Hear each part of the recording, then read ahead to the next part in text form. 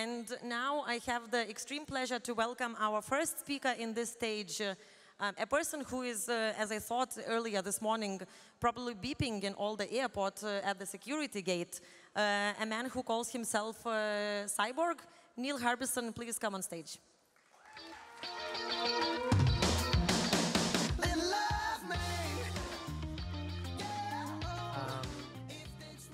Is this working?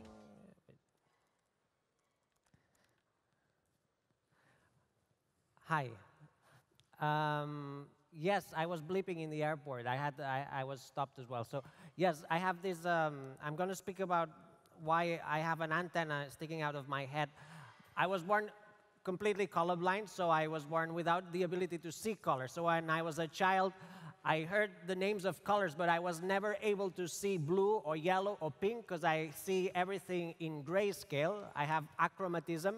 So as a child, I tried to ignore the existence of color, but it was impossible to ignore color because even if you don't see color, you can't ignore the color exists because there's many things or elements every day that contain the words of color. So I kept hearing color names every single day, like things like Red Cross, Orange, Greenpeace, Bluetooth, Yellow Pages, Red Bull, Pink Panther, Yellow Submarine, James Brown, it's in his surname. Also this huge country called Greenland. So the names of color kept popping up, and I kept hearing these names, and I was wondering what it would be to have these elements also in my life. So I was interested in sensing color because I couldn't ignore the existence of color. Also, when you use color as a code, it can be quite confusing, like hot water or cold water, there's different colors usually. Or if you have maps, some maps only use color codes. This is fine, but if I go to Tokyo, I can get easily lost because some maps only use color codes. And also when I was learning the colors of flags, I had this situation where 3 flags share exactly the same colors to me. So it was a bit confusing to learn the flags. Also, when you use color in descriptions, if someone asks me, have you seen a man with blue eyes? No, a man with ginger hair, blue eyes, and dressed in pink, I would have no idea, because the only information I get here is that the man has hair, that he has eyes, and that he's not naked, basically. So the reason why I wanted to sense color was not because I wanted to sense the beauty of color. It's because I wanted to have this social element in my life. Seeing in grayscale is not a disadvantage. It's actually a huge advantage. It has some qualities that people who see color don't have. Like, I see much better at night, so I didn't want to change my sight because seeing in grayscale allows me to see better at night, better night vision. Also, seeing in grayscale allows me to see longer distances. Also, people that see in grayscale memorize shapes more easily because color does not distract us. And also, we don't get fooled by camouflages so much because many camouflages are based on color. So if you don't see the color, then you can see the shape more easily. Also, photocopies are cheaper in black and white. So this was always a huge advantage in my life. So I didn't want to change my sight, but I wanted to have a sense of color. And that's why the aim was to create a new sense for color that would be independent from my eyesight and independent from my hearing and independent from any of my other senses. So when I was studying music, I realized that there's been many theories in history relating color and sound. Newton created a scale centuries ago relating each color of the rainbow to a specific note. And then after Newton, there's been many more theories relating color and sound. But when you look at them, there's no consensus. Each color relates to a different note, and each note relates to a different color. So there was no consensus on the scale. And that's why in 2003, I created a pure scale that would be based on the physical transposition of light to sound. If we could hear the light frequency of red, what note would we hear? And that's the scale that was created. And then if we could hear the frequency of red, which is around 420 millions of waves per second, that's the color red. If we could hear that, we would hear a note between F and F sharp. And if we would be able to hear orange, we would hear a higher note. So the scale was based on light frequencies. And then in 2003, the aim was to create a new organ that would allow me to hear the light frequencies. So the first prototype was a webcam connected to a 5-kilo computer, that the computer had a software that transposed light frequencies to sound frequencies, and then I had a pair of headphones that allowed me to hear the sounds of colors. So at the beginning, I had 6 colors, actually 5, and then we added 6. And then when I memorized the sound of each color, then we added more colors, and then up to an end, it was 360 different notes for 360 different colors. This is how I sense different colors. So it's sine waves, pure waves. It's extremely microtonal. So from red to orange, I have 30 microtones. So it's like going from F to F sharp. It's 30 notes. And it keeps going up. So an octave is divided in 360 microtones, which is why it took me 3 years to memorize all these microtones. So at the beginning, I had strong headaches, because this is very annoying at the beginning, because wherever I look, I hear colors. So this is constantly inputting my brain since 2004. It keeps going up and up until the end of the circle. So this gave me the sense of hue, but then the color has 2 other properties, saturation and light. So we added different levels of volume for the saturation. So if a color is really vivid, I hear it louder. If it's a dull color, I hear it softer. And the light I can see. So the shades of light, I can see it with my eyes. So this gave me the 3 properties of color. But then in 2008, I didn't see why I should stop there. In 2008, I was able to distinguish all the visual colors, all the visual spectrum like anyone else, but through sounds. And then I realized that there's many, many more colors that the human eye cannot sense, like infrareds and ultraviolet. So in 2008, we added these colors as well. So since then, I can sense infrared and ultraviolet, which means that I can now sense colors that go beyond the visual spectrum, the human visual spectrum. But sensing infrared allows me to detect if there's movement detectors in a room.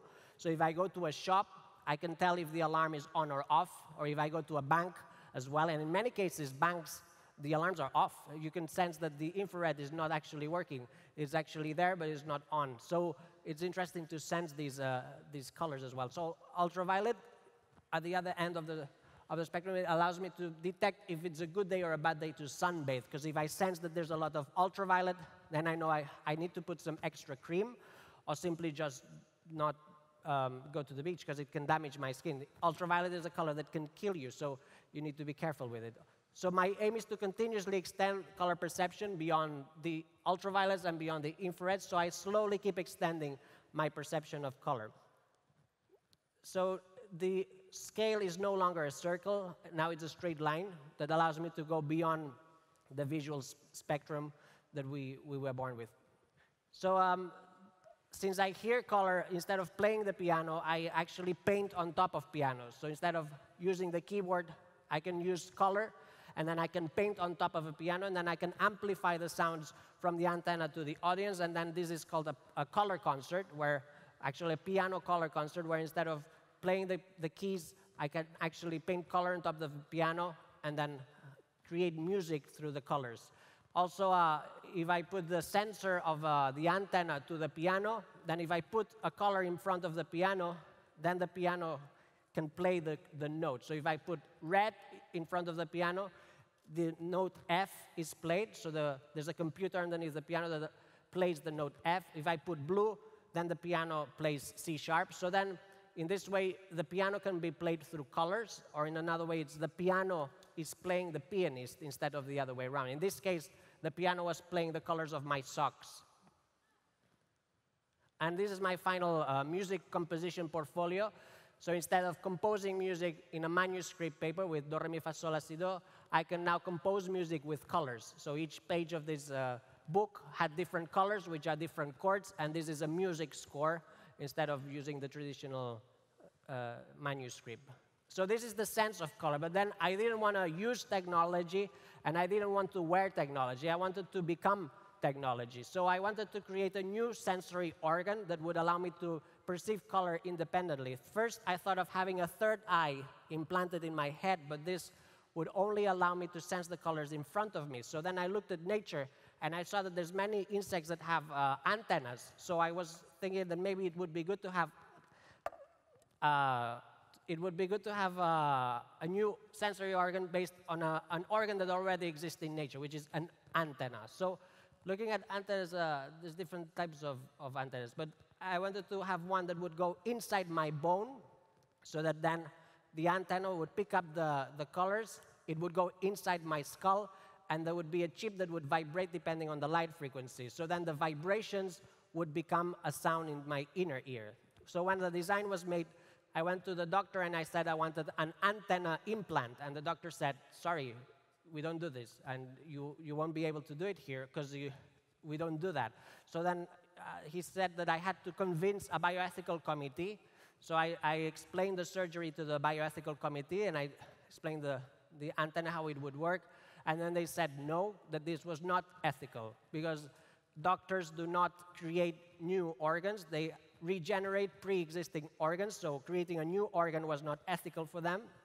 Also, it was not ethical to create a new sense, because doctors usually recreate pre-existing senses. So for them, hearing colors was not a sense. Also, going beyond the visual spectrum was not ethical, because it goes beyond the traditional spectrum. So they said no, and then they said goodbye. So I had to find someone willing to do it anonymously, and in the end, I found a doctor that accepted to do the surgery. So then, this is my head facing down. Hair was removed, and then the skin was also reduced so that there would be less risk of infection. And then my head was drilled 4 times so that I would have 4 different implants. So 2 implants are for the antenna. A 3rd implant is the chip that vibrates depending on the light frequency. And the 4th implant is internet connection, so I can also receive colors from other parts of the world. So once this was all inside, it was closed, and then it took 2 months for the antenna and the bone to merge. So after 2 months, the bone and the implants became completely fixed. So if someone pulls the antenna, it's impossible to be removed because it's like pulling any other body part. So the internet connection allows me to receive colors not from the antenna, but from the internet. So I have 5 people in the world that have permission to send colors to my head. They have an app, special app, so through a mobile phone, they can stream live images from anywhere in the world, and then I receive the colors directly to my head. So if there's a beautiful sunset in Australia now, my friend from Melbourne can actually use his mobile phone and stream live images of the sunset to my head, and then I'll be sensing a sunset, basically. So in a way, I'm sharing the sense of color with my friends. Also, if they do that in the middle of the night, if I'm sleeping and they send colors during my sleep, then they are influencing my dreams. So if I wake up and I realize that I dreamt of a violet house, for example, and then I look back and I see that a friend from London sent me some violet colors at 3 a.m., then I know that I probably dreamt about the violet house because my friend was sending violet colors to my head. So in a way, my friends can influence my dreams, or we can share a dream with other people by exchanging colors to each other's head. So this is the use of the internet as a sense. I think we'll start seeing more of this. Instead of using the internet as a tool, we'll start using the internet more as a sense and as a way to separate our body from our senses. My brain has changed. This is an MRI of on my head. So when doctors look at my brain, they cannot tell if I'm looking at an image or listening to a sound or watching audiovisual input. So my brain reacts in the same way if I hear something or if I look at something. Both my visual and audio cortex are always activated, and this is what I call the creation of a new sense. This is a sonochromatic sense. So both activated creates this perception of color to my mind. I had a problem in 2004 because I had to renew my passport, and then when I sent the picture of my passport, there was the electronic eye at that time, and they said that electronic equipment is not allowed on passport photos. So I replied to them saying that this is not an electronic equipment, this is a body part, and I told them that I felt cyborg, that I felt that I was a union between cybernetics and organism.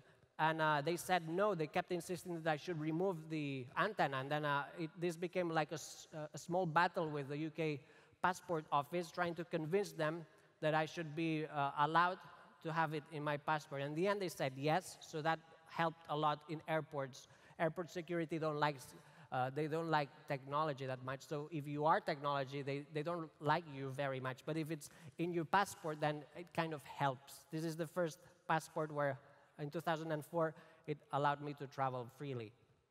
So I'm now working on applying for Swedish citizenship because the materials in my head are Swedish. So I am Swedish because the antenna is Swedish. So I've applied for these other. The current legislation says that you can apply for Swedish citizenship if you have any of these reasons, but I'm saying to them that I should also be allowed to be Swedish if you have a Swedish body part. So they still haven't replied, but I'm going to Sweden next week to talk to them.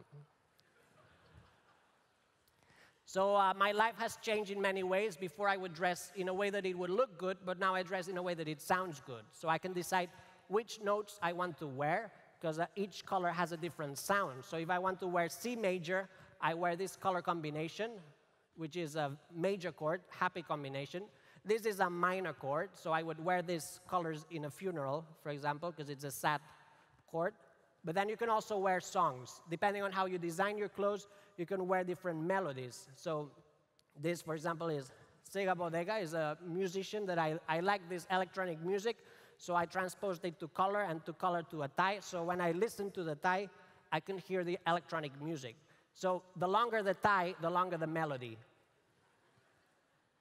And this is also a dress. You can actually create, for example, the wedding march can be transposed to color, and then it can be transposed to a dress. So if you get married, you don't need to pay for musicians. You can wear the wedding march, and you are the music. So it's in a way, you can wear the songs.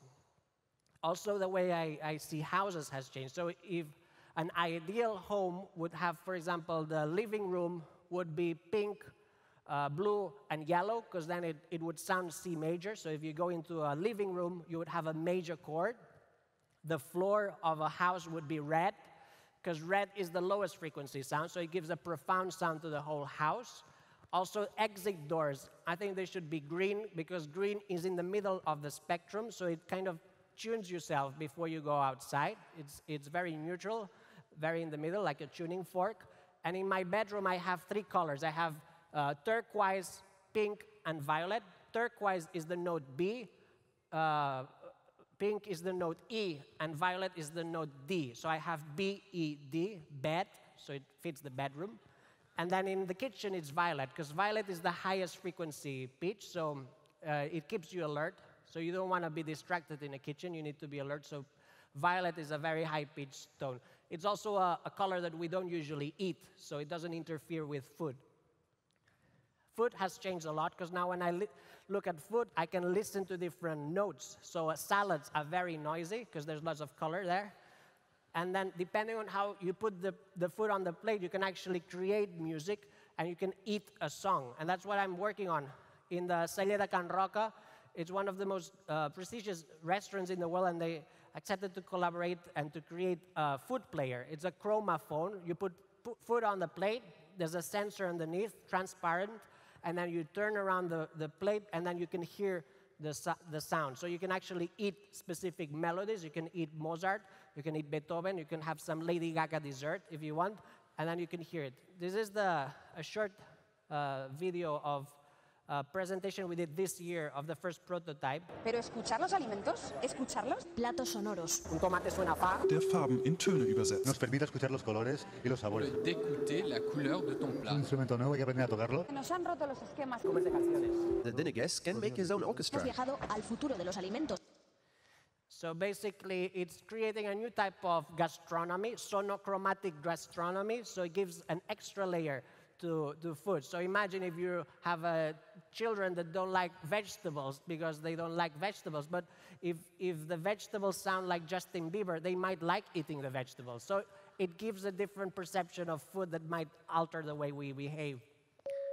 This is how I now can compose music. Instead of playing an instrument, I can compose music by looking at different elements that have color. So when I do a color concert, I go to the supermarket and I buy some objects, colors, and then I play them on stage. So then I amplify the sounds of my head, and by looking at different objects, I can create music. So my experience of walking around the supermarket has changed completely because it's so colorful that it has so many different notes that it's like going to a nightclub because it's full of different melodies, especially the aisle with cleaning products. That's the most exciting area of all supermarkets because it's very saturated and very unusual combinations of colors in a supermarket. Milk is silent. So each color has its own note, but milk, for example, if there's no hue, there's no note, there's no sound. White elements and black elements are completely silent. But it's not only supermarkets, it's also art galleries. I can now go to a museum and listen to a Picasso. I can listen to an Andy Warhol. Painters have become composers. So this is, for example, the sound of the scream. So I can literally hear the scream.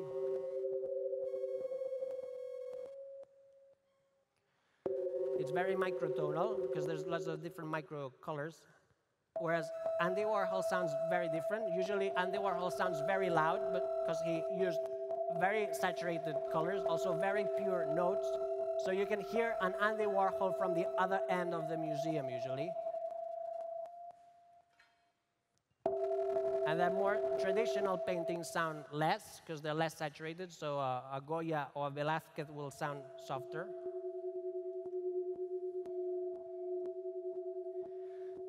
So you can easily distinguish a painter from another by just listening to the colors of their paints. They all have a completely different sound palette.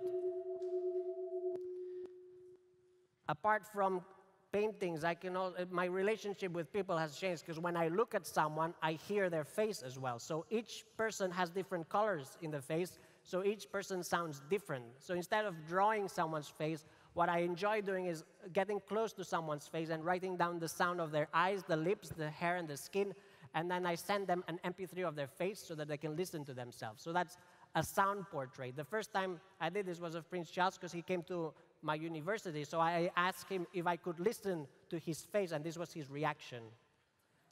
After him, I've been listening to several faces, like Judi Dench, for example, has silent hair. James Cameron has a very, very high-pitched sound of skin. Al Gore has different notes in his eyes because he has different shades of turquoise. Tim Berners-Lee has an unusual sound of eyelid. Marina Abramovic is completely silent, almost, but has very, very loud lips and very low. Steve Reich has a melodies in his eyes because he has a different pattern in each eye, so you can listen to music by just turning around in his iris. Steve Wozniak, his eyes sound like green apples. Moby has one note less because he has no hair, so he sounds a bit less. Woody Allen sounds very, very soft, very unsaturated, like an old painting. Macaulay Culkin is an unusual case where he sounds like a major chord, so he has a C major, whereas Philip Glass has no major chord. He's very, very microtonal. And Bono has very, very loud glasses, very high-pitched, loud glasses. This is an example of a sound portrait.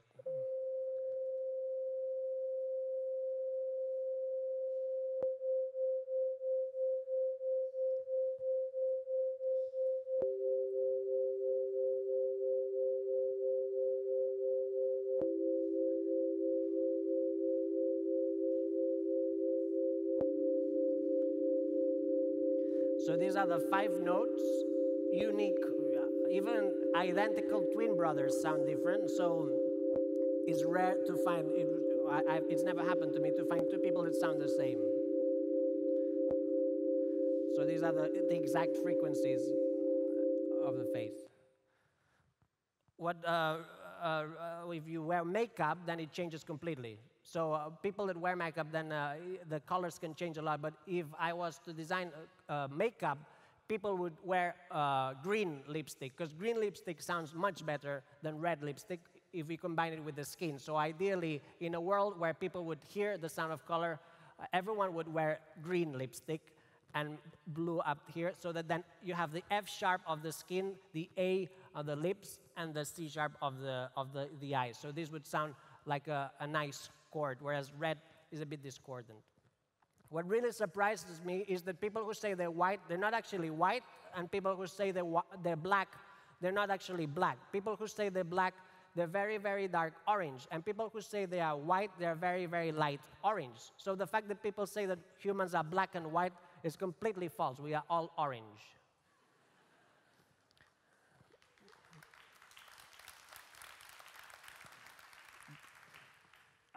This is a human color wheel, so there's different shades of orange, reddish orange, yellowish orange, and there's just different shades of light, but it's still always the same hue. There's also, you can create rhythms with people's faces, so I like doing face concerts as well, where people cue and the audience starts cueing, and then I start playing someone's eyes, someone's skin, someone's hair, and I create rhythms, and then different layers of rhythms. So you can create electronic music from people's faces, and then if the concert sounds really bad, it's their fault, because that's where the music is coming from.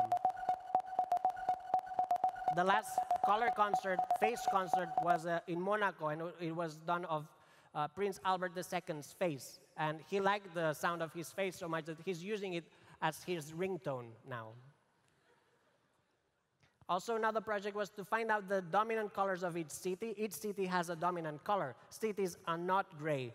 Even when you look at the stone and you say it's gray, it's not gray. If you look closely, you'll see that it's not a gray stone. It's maybe an unsaturated blue stone or an unsaturated brown stone, but it's never, ever gray. For example, Lisbon is light yellow and turquoise. Madrid is amber terracotta. Monaco is salmon and azure. London is very red and yellow. So each capital has its own dominant colors, and I'm sure Vilnius also has its own dominant hues. Hopefully, I'll be able to detect them tomorrow and today. The secondary effect of hearing color is that when I hear sounds, I also feel color. So when I listen to music, each note that I hear, I can relate it to a color. So I can actually paint what I hear. This is Mozart's Queen of the Night, from the first note in the middle to the last one. So it's transposing sound to color. And this is Baby Baby by Justin Bieber, transposed to color as well, which came out very pink. And then you can also do the 4 seasons of Vivaldi. Each corner is a season.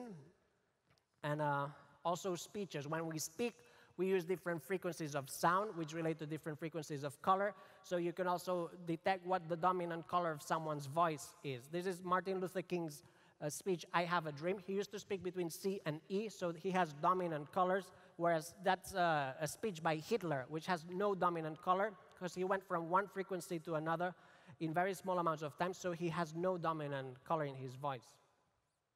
This is the transposition of an accelerating car, the sound of a car going past into color. When you hear a Doppler effect, it creates a rainbow. So it's actually very beautiful to hear an accelerating motorbike or car.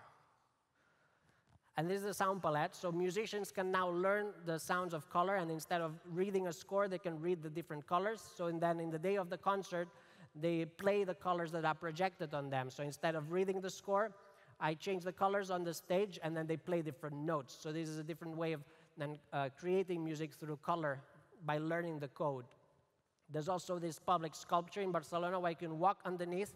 You can download an app, and then you can use your mobile phone to listen to the music of the colors of this structure. There's different colors, which are different notes, so you can listen to a melody. And at night, this is the app. It's now only for Android. It's free, but it will be out for iOS as well. At night, the colors keep changing of the projection, so you can use your mobile phone, and then you can listen to a melody created by the colors that are projected. So my life has changed in a very drastic way socially, because having an antenna in my head makes people stop me in the street. So I've spoken to strangers every single day since March 2004. I've had to speak to thousands of people because they ask me what it is, or they wonder what's happening. So, but it's changed, because in 2004, most people thought it was a reading light, so they thought it was some kind of new reading light. In 2005, 6, some people thought it was a microphone for chat, like internet chat. In 2007, 8, they started to think it was a hands-free telephone, because taxi drivers started having Bluetooth phones, so they thought it was some kind of telephone. In 2009, they thought it was something to do with GoPro, that I was filming my life. And in 2011, 12, people started to think it was something to do with Google Glass. And recently, a child asked me if this was some kind of selfie stick that it could be extended. So what people think it is keeps changing. Still, nobody thinks it's an organ, a body part, an antenna, but hopefully in the 2020s, we'll see more people with new body parts, new organs, and new sensory organs, and people will just think it's a new sensory organ in the 2020s. I've had to make some changes because before this was facing people and people felt intimidated, so I decided it would have to look back down again so that people would feel less intimidated.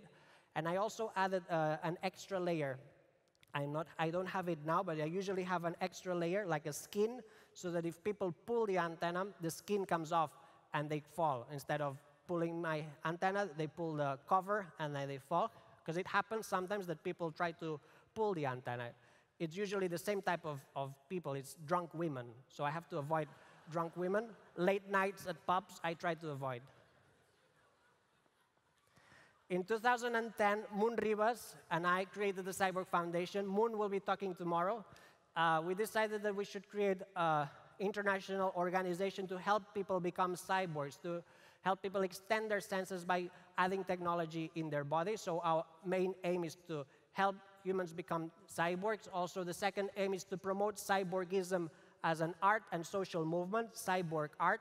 And also, the third is to defend cyborg rights, the right to have surgery, the right to appear in the passport, the right to apply for the nationality of your own implant. Some of the projects we've done is the internal radar. Moon will talk more about it tomorrow, but I'll just make a brief introduction. It was just a pair of earrings that allowed you to feel movement. So with your eyes shut, you could detect movement, and then the interval would allow you to detect the exact speed. If you turn around the earrings, then you can sense what's behind you. So it gives you rear perception, retroperception. Also, we did a finger that has a small camera, and then it vibrates depending on the information you want it to give you. So you could have any type of information, and then you'd have vibrations in your hand. You can also use a finger to have a small chip that then vibrates whenever you face north. So you could point, and then whenever you feel a vibration, you know that that's north. So it gives you like a sense of orientation. This chip of sensing the north can also be implanted anywhere else in the body. So if you turn around, you would feel a vibration whenever you face north. This is a prototype we did in 2009, and it's now can be reduced to having it implanted inside the bone, like this system that is inside the bone, but having infrareds outside would give you vibrations depending on your surroundings. So you would feel your context without having to look at what's around you. So you would feel different vibrations depending on the presence around you. Also, I had a tooth missing, so I developed a new tooth with a small light inside, so that in case of emergency, I could just click and open, I would have emergency light. But then I had problems with the light because it was going on and off when I was eating, so I had to have it removed because it was too many lights. We're trying to find a system that it will allow me to turn it on and off without the click. The other side is developing in Brazil tooth that will allow me to move the antenna independently. So instead of using my hand to move the antenna, I'll be able to control the antenna through a tooth. So it will be controlled through Bluetooth, so it will be a Bluetooth tooth that will allow me to control the antenna independently. We have also created some cyborg sculptures connected to organisms via cybernetics, so that's why they're cyborg sculptures. One is a replica of my head with all the cybernetics inside, so when people go to the museum and they put colors under the antenna, I receive them in my head. So this is one of the 5 eyes in the world, is this sculpture. So people can actually send colors from this museum to my head. Also, there's a replica of Moon Rivas' arm, so she'll talk about her arm tomorrow as well, and it's an arm that has a chip inside that allows her to feel the seismic activity of the world. So whenever there's an earthquake in the world, Moon Rivas' body vibrates. So she's constantly feeling the movement of the earth. If there's an earthquake in China now, she will be the first one to feel it because she will be feeling the vibration as it's happening in China. This gives her a close connection to nature, and also she uses this in art. We see this as art. The creation of your own senses, the creation of your own body parts is an art movement. In her case, she can use it to perform dance. So one of her pieces is Waiting for Earthquakes, where she stands on stage, and whenever there's an earthquake, she dances. So if there's no earthquakes during the performance, then there's no dance. Also, the seismic percussion, she also performs playing drums. So she plays the activity that she feels of the seismic activity of the world through drums. So the drum score is based on real-time seismic activity of the Earth. She now has also a new implant in the other arm that will allow her to connect to the seismograph on the moon. So she will be able to feel moonquakes on one arm and earthquakes on the other arm. We think that now the stage of the internet, we should use the internet as a sense that allows us to perceive space. In a way, Moon is already doing this by connecting her body to the seismograph on the moon. She can feel the movement of the moon through the moonquakes through her body. Also, I'm using the internet connection now to connect to NASA's International Space Station so that I can then connect to space and perceive the colors from outer space. So my aim is to use internet connection exclusively to perceive the colors from space, and the antenna just to perceive the colors from Earth. Connecting to space is overwhelming. The first time I connected to space in 2013, I had to stop the connection because it was too much.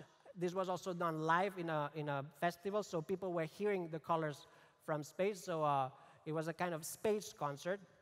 I had to stop after 20 minutes, but the audience had already left because it was so noisy.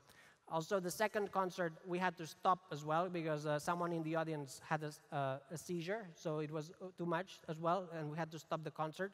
And the third one was done on television, so I was transmitting the colors from space live from my head to the people that were watching television. So our aim is to use the internet to perceive space. When we do that, we feel like we are sense-stronauts or mind-stronauts because we are sending our senses to space while our body is here. Instead of having to physically go to space, we can actually explore space by sending our senses to space. Or in a while, when we have 3D printers that can print our DNA, we can then send 3D printers to Mars or 3D printers to the moon, and then we can 3D print ourselves, we can 3D print our DNA, and then we can use the internet to connect to our second bodies and feel that we are in Mars or feel that we are on the moon by connecting via the internet. So I think we'll start seeing in this century a new type of space exploration where instead of having to physically go there, we'll be sending our senses to space and our mind will be there while our body is here. The aim after the satellite is to connect to 2 cameras that are facing the sun. I went to SETI, the Search for Extraterrestrial Intelligence, in San Francisco, and they have 2 cameras facing the 2 sides of the sun. So when my brain gets used to the connection to satellites, the next stage will be to have a permanent connection to the sun, so that I'll be using the internet to perceive the colors from the sun and the antenna to perceive the colors from Earth. Basically, just to end, I think that becoming a cyborg is not about becoming closer to machines, it's not about becoming closer to robots, and it's not about becoming closer to technology. It's about becoming closer to nature and to other animal species. In my case, I feel much closer to nature now because I can feel color spectrum that goes beyond my sight, so I can perceive ultraviolets and infrareds, which are natural elements of nature, basically. I also feel closer to insects because I share a body part with them. I feel closer to dolphins because dolphins hear through bone conduction as well, so we are sharing a sense.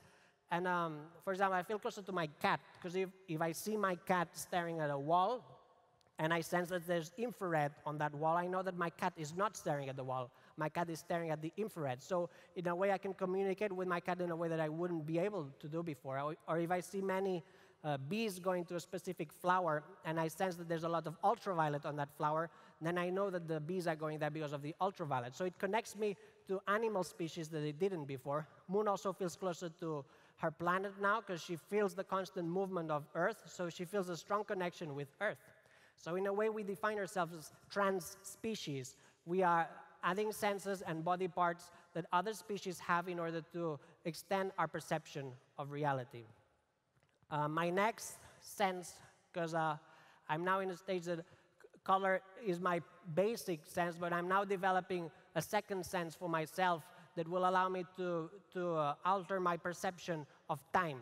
I've always been obsessed with time apart from color, but now in May, end of May, we'll have the first prototype. It's going to be a like a crown that will go around my head.